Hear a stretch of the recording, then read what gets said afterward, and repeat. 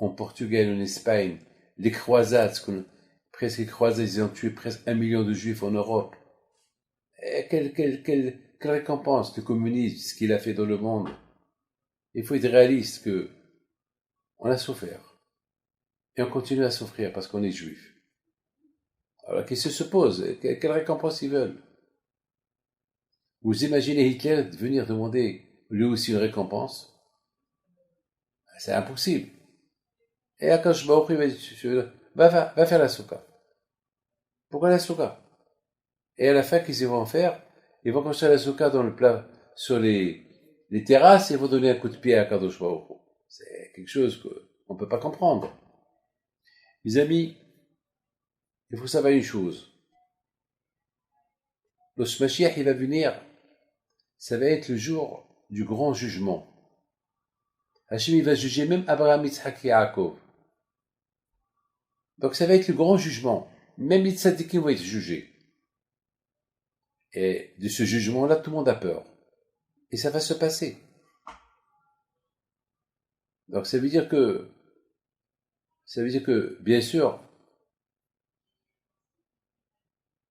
les nations aussi vont être jugées. Tout le monde va être jugé. Les Juifs vont être jugés. Tout le monde va être jugé. Mais les nations, ils vont comprendre que, avec la Torah, le jugement va être moins dur. Pourquoi? Parce que, quand même, il y a les mitzvot. Alors là, ils vont dire à Hachem, ils ont un argument. Pourquoi tu ne les as pas forcés? Mais Hachem, il ne les a pas forcés. C'est vrai. Pourquoi il ne les a pas forcés? Parce qu'Hachem, il connaît qu'ils ne veulent pas.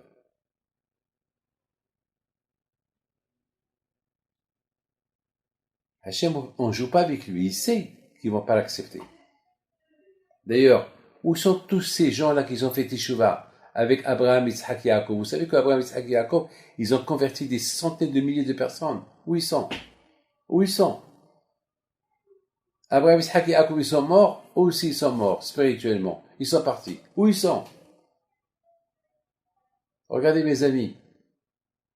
Le juif, même s'il habite seul dans une ville, sans Torah, sans rien du tout, il va rester toujours juif. Il va être fidèle. Il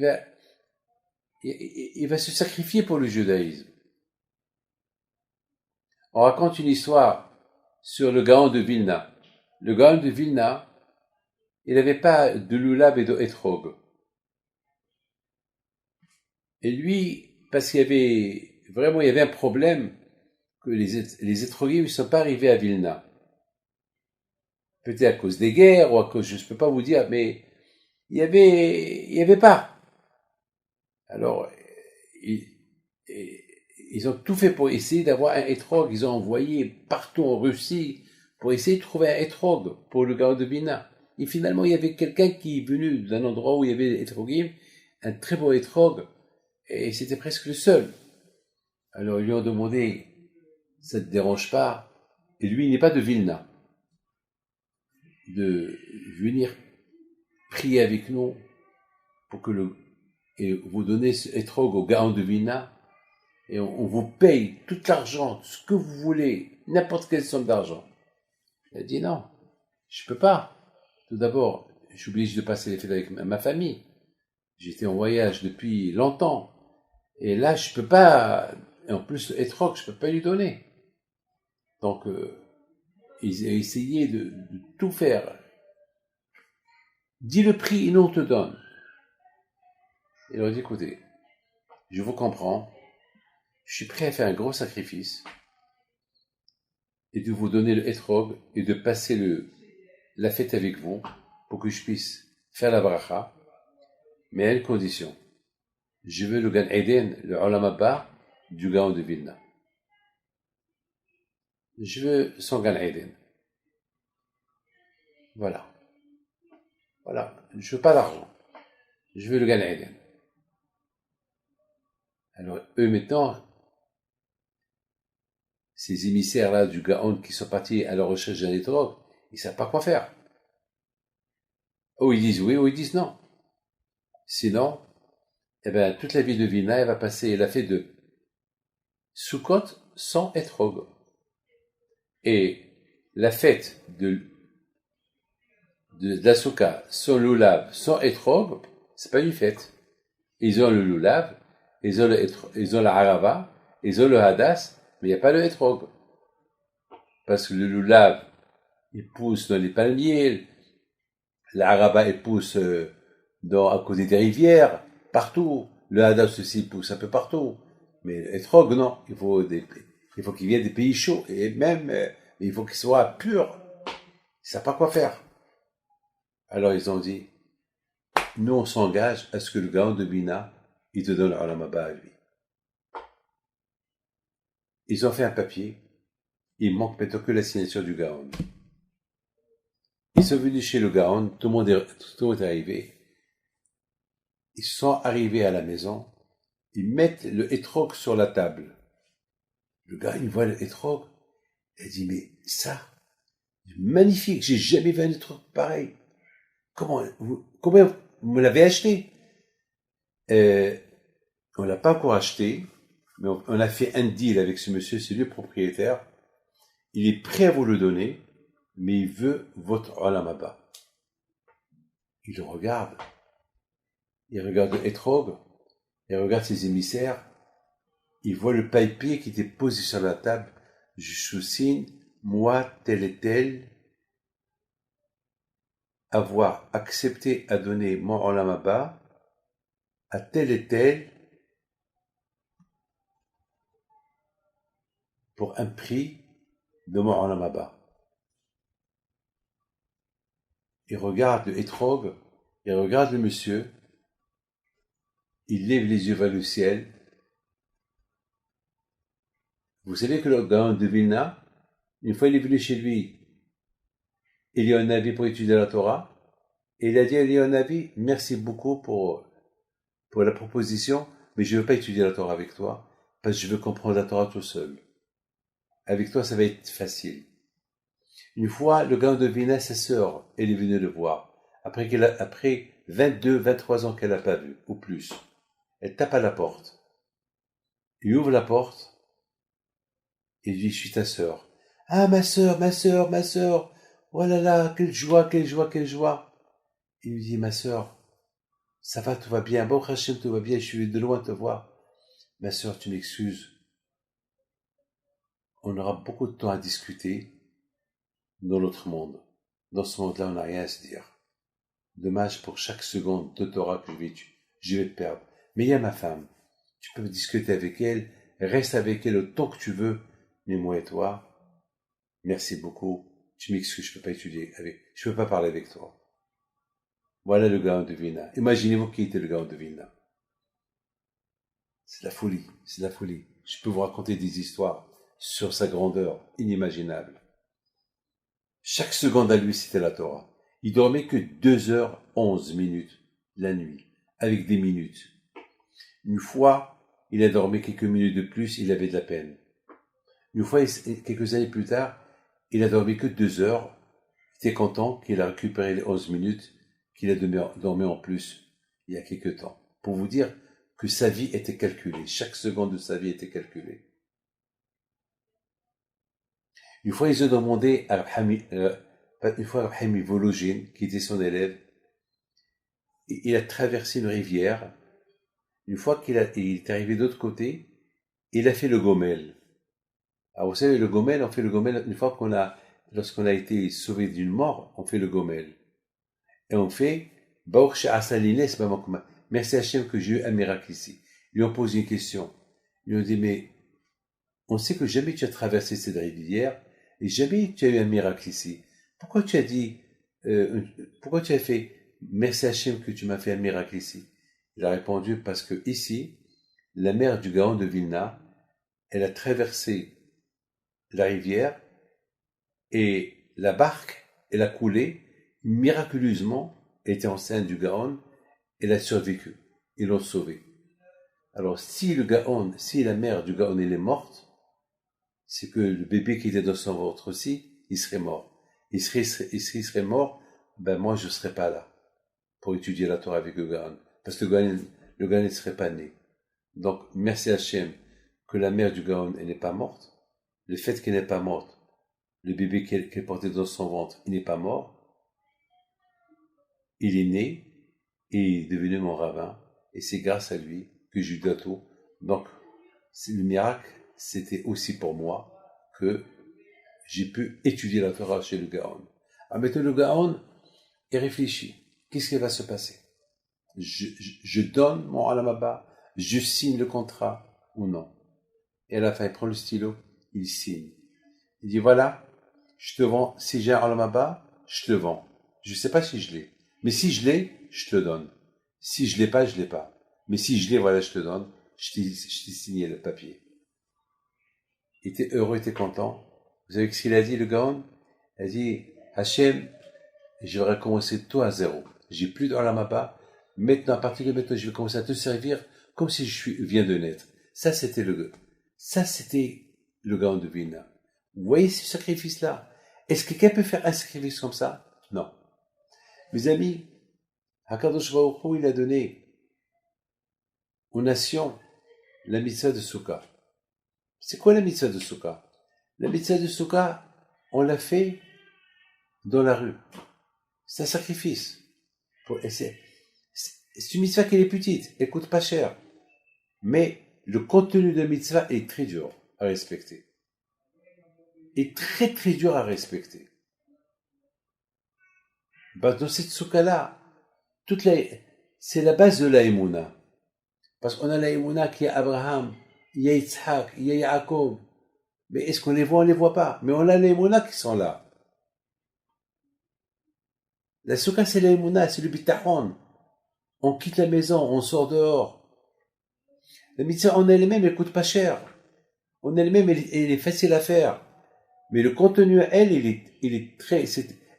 toute la émouna du juif, elle dépend de la souka.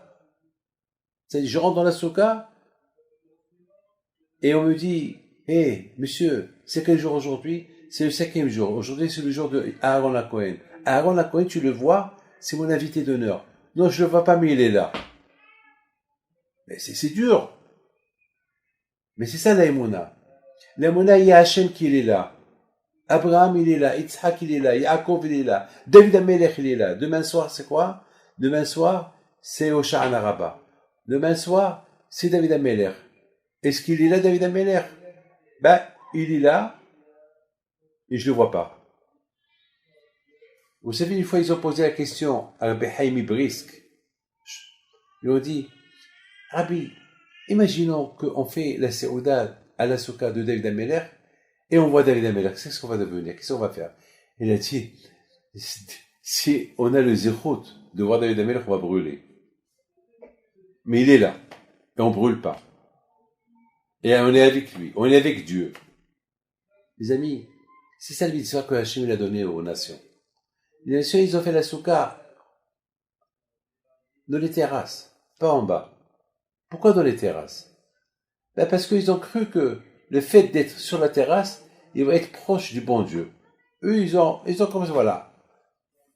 On va être proche du bon Dieu. Je pense que c'est ça ma réponse à moi. Le fait qu'on va construire la souka, Hachem, il veut qu'on construise une souka, c'est rien du tout. Mais on va être proche. Alors quand je lui ai dit, vous voulez être proche, d'accord? Alors Hachem, qu'est-ce qu'il fait? Il envoie un soleil, la chaleur. La chaleur qui veut dire quoi? Qui veut dire, celui qui va être proche de Dieu, il faut beaucoup de sacrifices. Comme l'histoire que j'ai racontée sur le Gaon. Le sacrifice qu'il avait, il a donné son Gan Eden pour l'étrog, mais c'est de la folie. Toute une vie, toute la Torah, tout ce qu'il a fait, toute sa vie, il la donne pour un étrog. Alors Hachem, il leur dit, vous voulez être proche de moi? Vous allez construire les soukas sur la terrasse? Alors, on va voir, c'est quoi le sacrifice que vous êtes prêts à faire? Qu'est-ce qu'il fait Hachem? Il envoie le soleil. Ils auraient pu dire Hachem, il fait très chaud. Mais ils ont quitté la souka, ils ont donné un coup de pied à la souka, ils sont partis. En faisant ça, ils ont fait une démonstration qui s'en fout pas mal du sacrifice que contient chaque mitzvah et mitzvah. Ah, maintenant, vous comprenez pourquoi Hachem ne leur a pas donné le hétrog, de faire la souka avec le hétrog et la haraba et le lab. Parce que le hétrog, il représente le cœur, le bon cœur. La haraba, elle représente la bouche. Donner des éloges à Hachem. Le hadas, c'est les yeux, voir toujours, et voir que tout ce que Hachem il a créé dans le monde, c'est lui qui l'a créé. C'est Hachem qui a créé tout. Le lulav, c'est le corps. C'est vers Hachem, avec le corps, avec le cœur, avec la bouche, avec les oreilles, avec le nez, avec les pieds, avec les mains, avec les yeux. Hachem, il sait que déjà, la souka, il veut lui donner un coup de pied. Alors, si il leur donne ces 4 choses-là à faire, le lulav, la araba, le étoile, bien sûr, ils ne vont pas le faire. C'est impossible. Donc, mes amis, voilà, à quoi je peux leur donner une réponse. Quand je vois au coup, il a compris. Vous savez que la souka, ça représente le bitoul. C'est quoi le bitoul? Être annulé devant Hachem. Parce qu'à la maison, on est roi à la maison. On a le salon, la table, on a la belle cuisine, on a de tout. On a un confort extraordinaire. La souka dehors, on n'a rien. Il faut dire, on n'a rien. C'est une petite table. C'est tout, une petite table. C'est une mitzvah de la décorer. Mais c'est pas, tu n'es pas obligé. Le plus important, c'est d'avoir vous savez, avoir une souka, c'est tout. Bitoul, je suis rien du tout. Il y avait une fois un tzaddik. Il y avait une fois un tzaddik que lorsqu'il est rentré la première dans la souka, il a commencé à pleurer avant de rentrer. Il a dit, mais pourquoi tu pleures? C'est la souka. C'est la joie. Il leur a dit, c'est vrai, vous avez raison. C'est la joie. Mais, qui suis-je, moi, pour entrer dans cette souka? De cette souka, il y a Abraham, Yitzhak, Yaakov. Quel est mon âme? Qui suis-je, moi? Je suis rien du tout pour rentrer à la souka. Et dans la souka, il y a Hachem qui m'attend. Vous savez qu'est-ce qu'on dit? Que c'est Hachem qui nous invite dans la souka. C'est pas nous qu'on invite Hachem de la souka. C'est Hachem qui nous invite. Il m'invite, je vais rentrer chez lui. Et qui suis-je? Qui suis-je? Voilà la souka. Maintenant, d'après ça, j'ai compris et j'ai donné réponse. Pourquoi les nations, ils ont construit une souka dans la terrasse? Parce que c'est la gava. Ils veulent se montrer, voilà, on te fait une belle souka, voilà, proche de toi. Ah, c'est avec cette gava que vous voulez rentrer chez moi dans la souka. Akashuri leur dit, alors Akashuri leur dit, d'accord. Alors je vais vous dire, le soleil qui représente Hachem. Le soleil, c'est avec un petit serviteur d'Hachem. Il envoie un des serviteurs d'Hachem comme guest, comme invité. Est-ce que vous allez le supporter? Je vous envoie pas Abraham, Isaac, Yaakov. Je vous envoie qu'un invité, le soleil. On va voir si vous allez le supporter. Ben, ils vont lui donner un coup de pied, ils vont sortir. Donc, ils ont tout perdu. Mes amis, je pense que la fête de la Souka, c'est la fête, comme la Torah dit, c'est la fête de la joie. Il faut savoir une chose, que la fête de la joie, c'est quoi? Ben, la fête de la joie, il faut servir Hachem avec tout ton corps. On dit que la Souka, c'est la seule mitzvah que tout le corps rentre à l'intérieur. Et la femme, elle rentre dans le mikvé. Tout son corps rentre dans le mikvé pour être pur.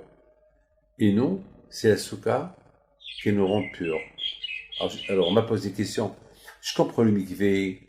C'est la femme, elle rentre dans le mikvé. D'accord.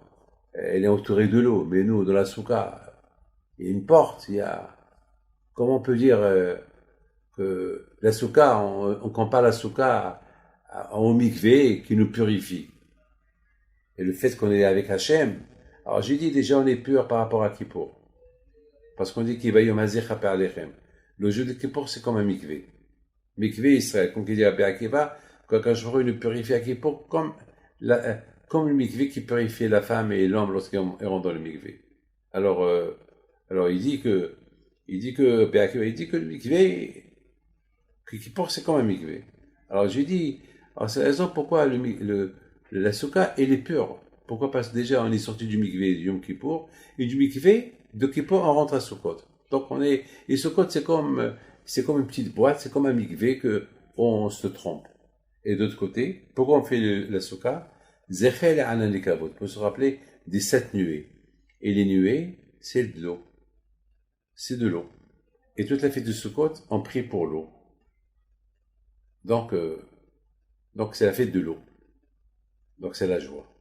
La fête de la joie que Hachem il nous purifie avec la Torah, Simchat Torah, avec l'eau, la pluie, l'abondance, et se libérer du corona si Dieu veut. Voilà, plus ou moins, on a expliqué toutes ces questions que on a posées. Pourquoi Hachem, il a donné que la mitzvah de la Souka aux nations? Parce que c'est une mitzvah qui est petite, mais c'est une mitzvah qui englobe tout le corps. Et ils n'ont pas tenu à la faire. Alors que nous, les Juifs, du matin au soir, on fait des mitzvot avec sacrifice. Et jamais on dit pourquoi. Et on les bafoue pas, on les frappe pas. Ah ben, Hachem, que Dieu fasse, ben, Hachem, que Mashiach y vient, et on verra cette expérience. On va être tous là pour voir comment les nations ils vont venir demander à Hachem pourquoi tu ne donnes pas la récompense, et Hachem il va leur dire parce que vous n'avez pas respecté la Torah. Alors ils vont lui dire donne-nous la Torah, tu ne nous as pas forcé à la faire. Il a dit d'accord, je ne vous force pas, voilà, je vous donne une mitzvah.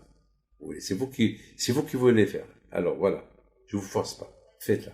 Il nous donne la mitzvah de Souka qui englobe toutes les mitzvot. Pas semaine. Souka c'est tout en corps et en dedans. Mais le plus important, c'est de savoir faire la mitzvah avec sacrifice. Alors eux, ils n'ont pas fait de sacrifice. Hachem, il les a testés rien qu'avec un peu de soleil. Ils n'ont pas pu supporter le soleil. Ils ont donné un coup de pied. Ils sont partis. Donc finalement, ils vont comprendre que la récompense, elle ne leur revient pas. Mais mes amis, il faut savoir une chose. Que les nations, pendant la fête de Kippour, on prie pour eux. Pendant la fête de Sukkot, on fait 70 sacrifices au Beth Amikdash. Pourquoi 70 sacrifices? Par rapport aux 70 nations. Ça veut dire que nous, les Juifs, on prie jusqu'à maintenant pour les nations. Est-ce qu'ils prient pour nous? Je ne sais pas. Je sais une chose. Que ceux qui prient pour nous, ceux qui nous en veulent du bien, ben le bon Dieu le sait. Et à eux, Hachem va donner des récompenses. N'oubliez pas que pendant la Shoah, en Suisse, et en France, et en Pologne, et en Russie, il y a eu beaucoup des non-juifs qui ont risqué leur vie pour sauver des juifs. Alors le bon Dieu va les récompenser, ces gens-là. Bien sûr. Bien sûr. Mais maintenant, vous savez que lorsque la semaine dernière, on a entendu que le président Trump était malade, on a prié pour lui. On a beaucoup prié pour lui. On a prié pour lui au côté, partout on a prié pour lui. Pour moi, le roi du Maroc, je prie pour lui tout le temps. La famille de Rabbi Haim Pinto, tout le temps on prie pour les rois du Maroc. Tout le temps. Tout le temps. Pourquoi? Parce que on les appelle Hessidé Umot HaOlam, on les appelle les justes des nations, qui font que du bien à autrui. Et le président Trump, il fait du bien avec tout le monde. Et j'étais très très très heureux de me trouver au Mexique, en Argentine et au Brésil. Et là-bas, ils prient dans les synagogues, ils font des prières pour le président. C'est important. En France aussi, on fait une bracha pour le président.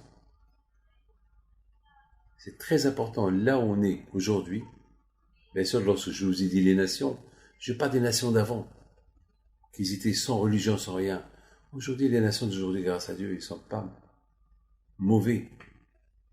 Aujourd'hui, grâce à Dieu, voilà, on vit bien dans le monde. On a bien vécu en Algérie, en Tunisie, au Maroc, en France, en Angleterre.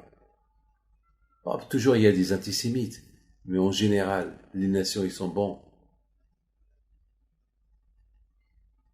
Et c'est pour ça qu'on a une obligation de prier pour eux. D'ailleurs, chaque fête de Sukkot, chaque jour, on prie pour les nations, les 70 nations.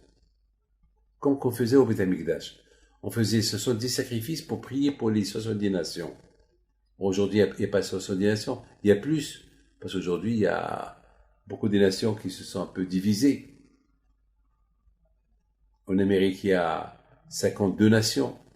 United States, on ne va pas prier pour chaque pays, mais on prie globalement pour l'Amérique.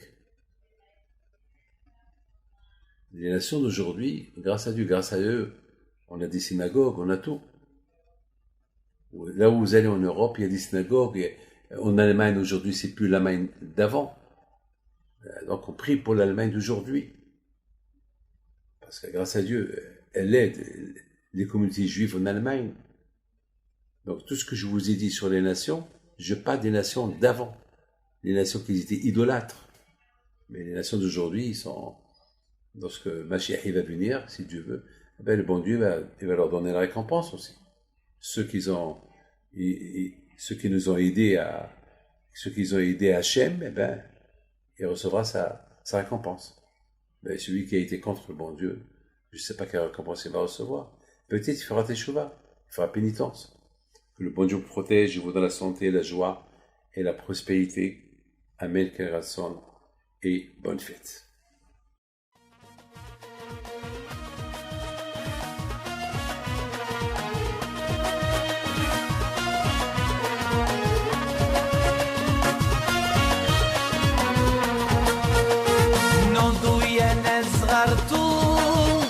على ربيع حيم بنتو وقف لنا زي خو